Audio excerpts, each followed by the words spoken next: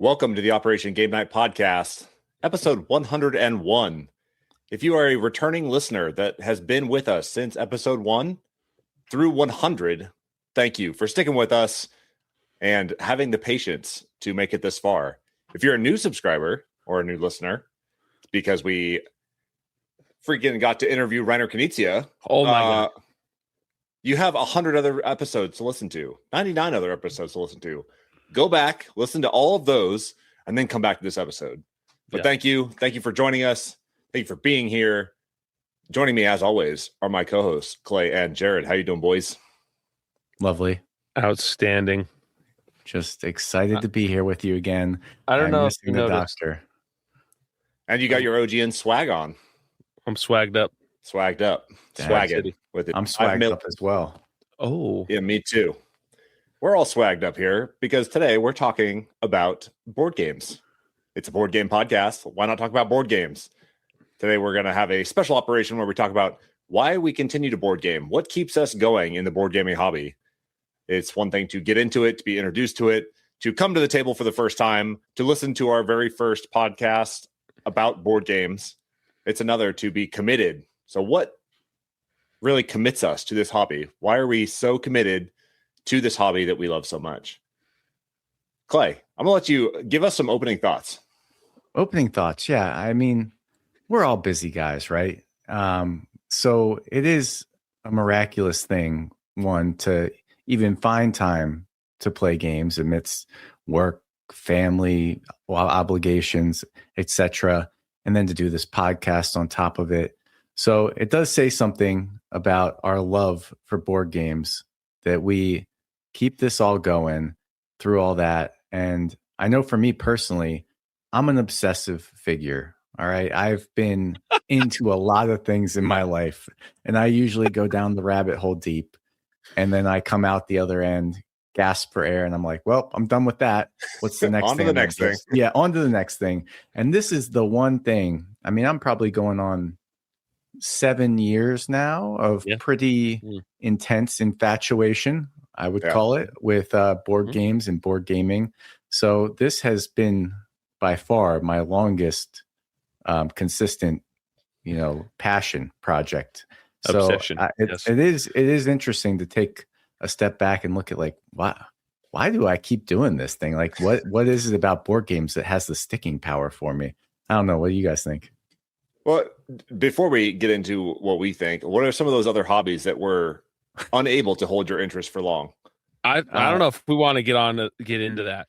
Just rattle them off real quick. Other hobbies that have entered your life for a brief period of time. Oh my gosh. There was mountain biking. Okay. There was obviously CrossFitting. That was a big thing for a while.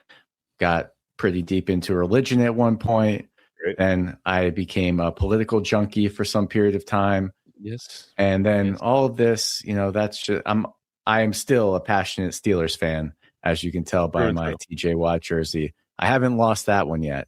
So board gaming and Steelers have been the two that have kept me going. But yeah, I've been interested in a lot of different things. Marathoning, just things like that. So nerd stuff and physical activities. Yes. I feel like board games is in the nerd stuff column. For sure. Okay. For sure. Yes. Perfect. Nerd stuff, definitely. What about you, Jared? Opening thoughts? As I reflected on episode 101, Dalmatians. This is probably 102, maybe. I don't know what the scheduling or programming on this is. It was definitely the people that are in this room, not in this closet right now, but my two boys here, the people that bring us together. I think if you listen to Reiner Knizia's our podcast with him, he just wants people to get together and the games to be that lubricant to get you to just interact with people and make the decisions exciting and fun, but light, and get the board game out of the way and get the people together. I love that. Which is why, I'm a big board game fan. I liked hanging out. I mean, Clay really hooked me when we first moved to the Springs with all the party games, and I've been I've been going strong on that, but I don't get as many game nights in as I once had, and I do want to still keep doing that. But if you go back in our earlier episodes, I always talk about the food too, gathering. So I actually just had a game night last night too. I know. Congratulations. Actually, it was during the day, and I busted out the old Blackstone, got some delicious burgers going, and then played some great games. Got some great games to the table. So I like the people, the interaction. Even though you're not participating actively in the hobby, we still get together once a week and talk about board games, and you have devoted your time to that. So there's different ways to give back to the hobby. Yours is you give your personality to the community. You give of yourself to the board gaming community each and every week. You just, if you slit your wrist, do you not bleed? Like, you're out there for the community, and you are it's very bad boy that drips out. Actually, the bad boy. It's bad the bad boy. I use bad boy cologne, and it smells delicious. And when you're in live and in person, it just permeates throughout the crowd. Travis, yeah. What hobbies have you had in the past? So I am Clay. You're a hobby guy too, right? I'm a hobby guy too, man. Yeah. I've done just about everything. The video games, that's kind of still around.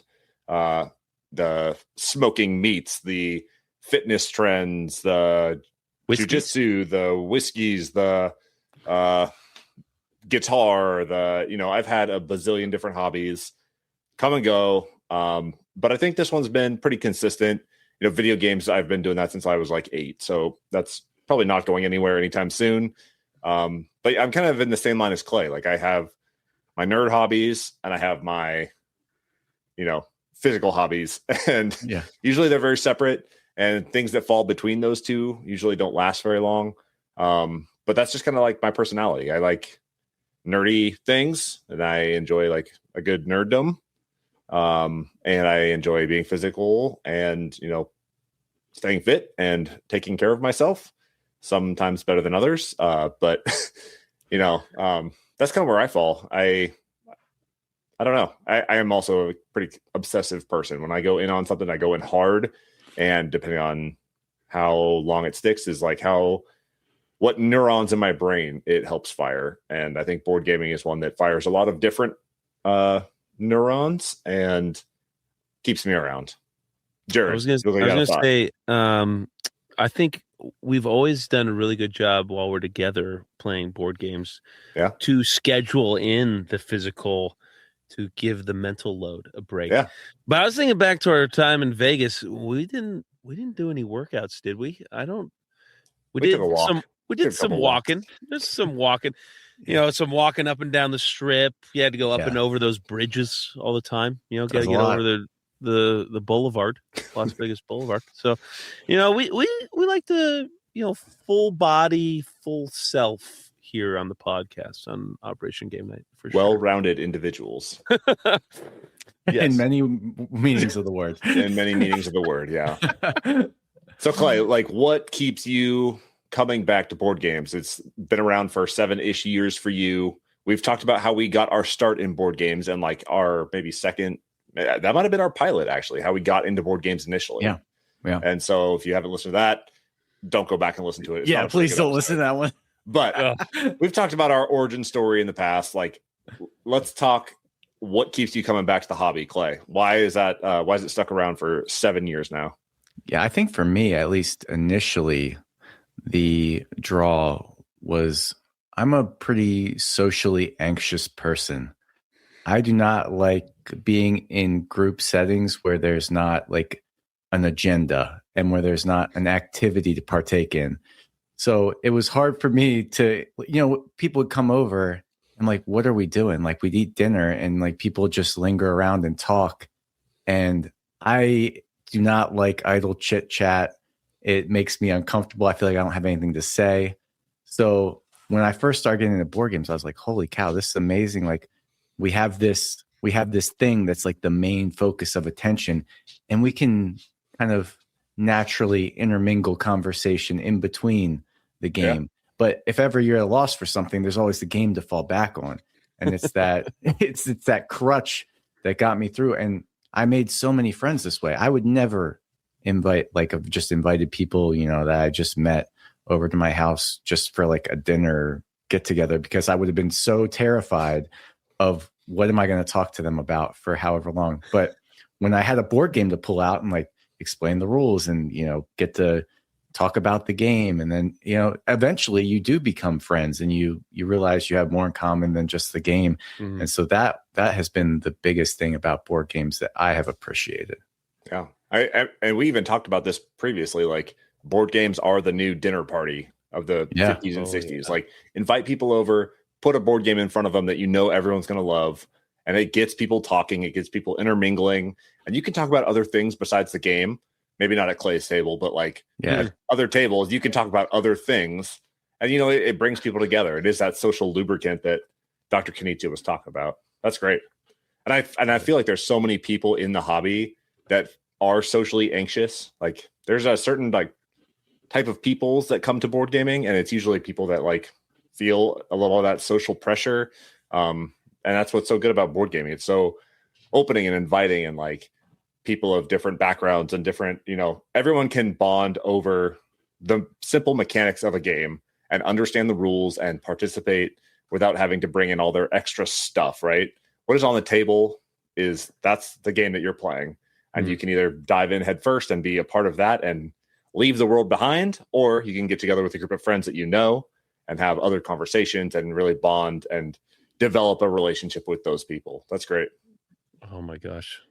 You guys are making me feel all nostalgic and making this sound just beautiful. Listen to you two talk. But so I love it. Jared, you've talked a lot about the party game. You love getting people together, get the crowd going. You love feeding people. You love like just giving back to the people that you love through board games and through those interactions and through like a fun night, right?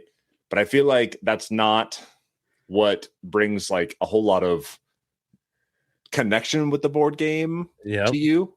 It's like mechanics and mastery. Tell me about like the games that you have mastered and what keeps you coming back to them. I definitely use a like a line in the sand for me, like where I keep Arnak on one side, where I'm like the obsessive side is still here with me. I'm not just completely party gaming. And actually this weekend when I had my my little game night, I had asked my buddy, I'm like, hey, is your wife into like party games or a little more hardcore games? He thought I was thinking of like we were gonna do a rager and like do King's Cup and like like beer pong and stuff. I'm like no. And I had like I was like, dang, I went a little hardcore nerd there. But I like I definitely still get into the obsessive side, but I kind of put that in a box, and I'm like, only let that out if certain people want that side of me. And then I go hog wild. It gets a little weird. I start sweating a little bit. I'm hey, let me get that rule book. I got to check that.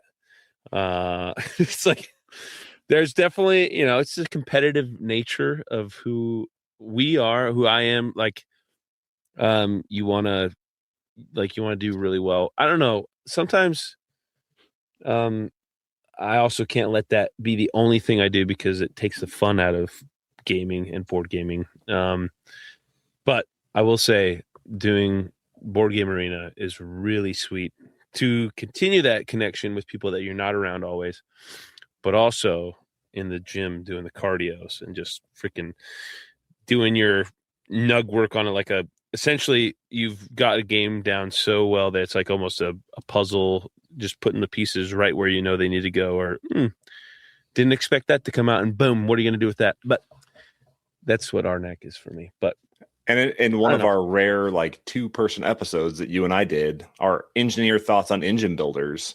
Oh, you remember that episode? Yeah. And you talked about like, it's like, it's basically the engineering model and like the way of thinking that like triggers your brain, right? Like, the end goal, how you need to get there, and you just need to find a way to optimize that stuff, whether that's through deck building, whether that's through like moving a character around, whether that's through like resource development and trading, and like that type of stuff just fires your brain in the right way as an engineer that like keeps you coming back. It's cool to like meld career and education with a hobby, right? That's kind of the goal.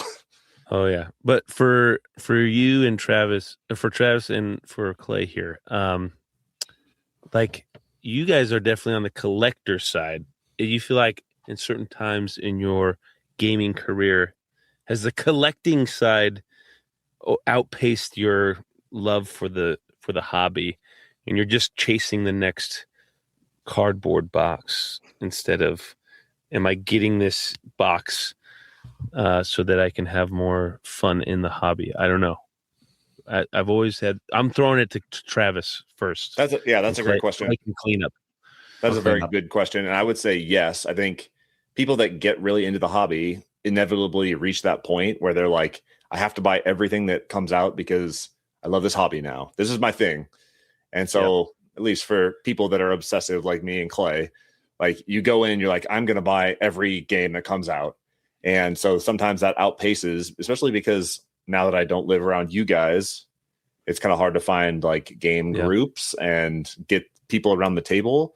And so like I have so many games that are still in shrink wrap. I have a shelf of shame that is growing and growing. Like, we haven't talked about the shelf of shame in a long time. It's been a while and it's quite shameful. But I think everybody reaches that inflection point where they're like, okay, maybe I don't need to buy everything that's out there. There are other ways to play these games. Nowadays, so many games come to Board Game Arena. You can at least give it a try there and see if you like the mechanics. There's different ways to experience games and make sure that you're getting the ones that you own to the table. And I'm kind of at that inflection point now where I don't see my procurement outpacing my passion right now, or the need to collect, especially like we've talked in the past about like games with expansions and all this other stuff that comes out. Like it's not worth grabbing that stuff. 9 times out of 10, I don't play with the expansions and it's just an extra box on the shelf. Yeah. I'm kind of hitting that inflection point right now. And I see that gap slowing down a lot. Yeah. I don't have any room in my house. I'm literally in my closet because I have no room for another cardboard box. But Clay, what are your thoughts on this? Yeah, so it's a tough one for me. I definitely buy a lot of games, but that is a lot of the joy of board gaming for me. I do like collecting things, but also when I'm buying games, I'm always thinking about who they're for. And honestly, this is the thing that keeps me coming back to the board gaming hobby the most. Is I love it. Is a high. It's a rush when you find a game and you're like, I think this person I'm playing games with is going to love this game. And you get it and you learn the rules and you teach them and they have a great time and you see them and their eyes light up and they, at the end of the game, they're like looking for where to buy it. Like that, those moments where you can introduce somebody to something that they really loved, that is what I live for. And I've got plenty of games that I can introduce to people already. But when I look at games, new games and things, I'm like, oh, is this one that Mason's really going to like? Or is this one that my sister might be interested in? Like when we were talking to Tiff and she talked about Flock Together, I was like, my sister's got a freaking chicken farm. Yeah. She would probably love the idea of, defending her chicken farm against predators. I should get that and teach her it. And maybe that's the game that gets her into board gaming, And so that is the thing that are my highest highs and my lowest lows in board gaming are the other people's reactions. And, when a game goes over like a flop, I seriously think about that for days after. Like I beat myself up. I'm like, why did I play that game? Like that was a bad choice. They're never going to want to play games again. You've just ruined it for them. But it's outweighed by the times where it goes well and you just have that great moment with people. And so I am addicted to that. That is my why for board gaming, really. I mean, it's so much fun when you see that happen. Clay, you can never turn me off. Okay. I've had many a late night text from Clayton being like, you hate me because of this reason or that reason. Sometimes board game related, sometimes not. And it always comes back to, Clay, I love you. you can do no wrong. Except for if Jerry. you mess with Mary. I Well, swear. That's If he messes with Mary, we're I mean, that's like the whole origin of Operation Game Night, right? Like we wanted to create awesome game nights, not just for us, but like for those that listen and come up with games that maybe they haven't heard before, or maybe they haven't tried, or like maybe games that we just love and we just want to like shout from the rooftops about the games that we love, and maybe the other people will try them out. So that's what has been so rewarding about building this community around OGN. And if you're new, welcome. Thank you for joining us. But like, it's been so rewarding to hear from those people and hear like, hey, I heard you talk about this game. I really want to buy it now. And they try it and maybe they like it, maybe they don't, but it's cool to like put that information out there and see it come back in a way like that. Clay, I just had my brother-in-law or my brother, not brother-in-law, my brother texted me the other day and he goes like, hey, we're taking a trip for our honeymoon. What game should I bring? And I was like, yes. And I came up with a huge list of like 2-player games for, date nights on a honeymoon, easy to travel with, all that stuff. That type of stuff brings me a lot of joy too. And I really enjoy that. I would also being a board game evangelist, That's right. That's the word I was looking for. Whoa. Yeah. You're trying to mush all your hobbies in the past. You want to start baptizing people and, maybe. Yeah. We just need a board game workout routine to go with it. And we're set. High demand. Yeah, I love it. I will also say, I think people come to board gaming as a method of escapism, right? And I think a lot of my hobbies also point towards escapism, and we're not going to dig any deeper than that into that. Stop. Right? But like, I really enjoy video games because it's a time to myself to engage with something on its own terms and learn mechanisms and master mechanisms and overcome challenges and stuff like that. Board gaming is kind of the same way for me, where like I like the escapism of it, and I love like theme in board game. That's a big thing for me. If you can tell me that I can be a pirate for an hour or make wine for an hour, or if I can, trek through a jungle for an hour, or if I can be an adventurer or a space explorer or a cat that's fighting some birds or like whatever it is, I'm in for that hour and I'm in for that game.